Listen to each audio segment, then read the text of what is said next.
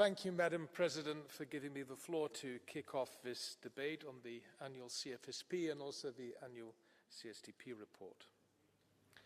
The first days of this year, 2026, have certainly already demanded our full attention.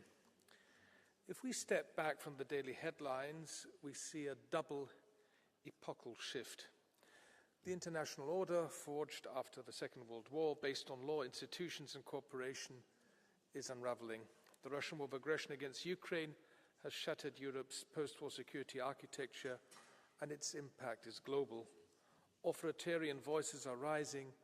Cooperation is giving way to confrontation. And meanwhile, our closest ally is turning away from the very order it once helped to build. We risk returning to a world where might makes right. Some say we are already there. Tomorrow noon, we are set to adopt a report that comprehensively analyzes these shifting dynamics. For those who take the time to unpack it, I believe this CFSP report is much more than just a review of last year's events. It can provide orientation, it can identify priorities, it can set expectations, and it can translate principles into political direction. These expectations are structured, as I see it, around four core priorities. First, defending the rules-based international order. We do not emphasize this out of nostalgia, but out of necessity. A world without rules, where borders are redrawn by force or economic pressure, may offer short-term gains to a few, but it definitely guarantees long-term losses for everyone.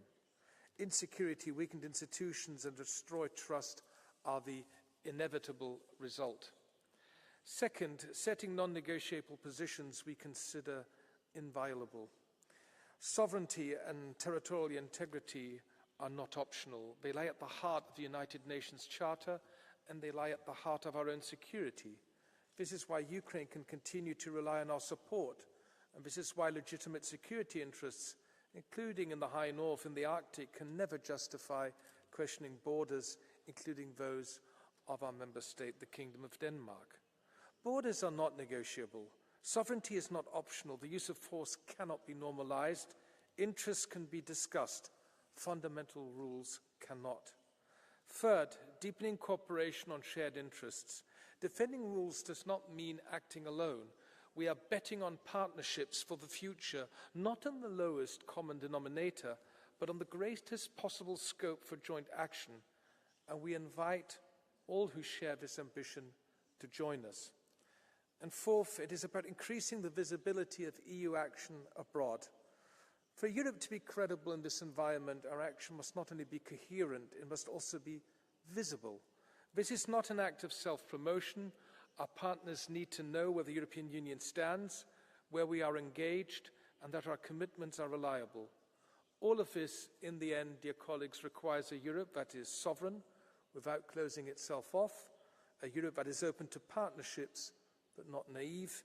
It is a Europe that can assert itself precisely because we believe in cooperation, and it is a courageous Europe, conscious of its strength, aware of its choices, and ready to use them. I thank you. Thank you very much for this.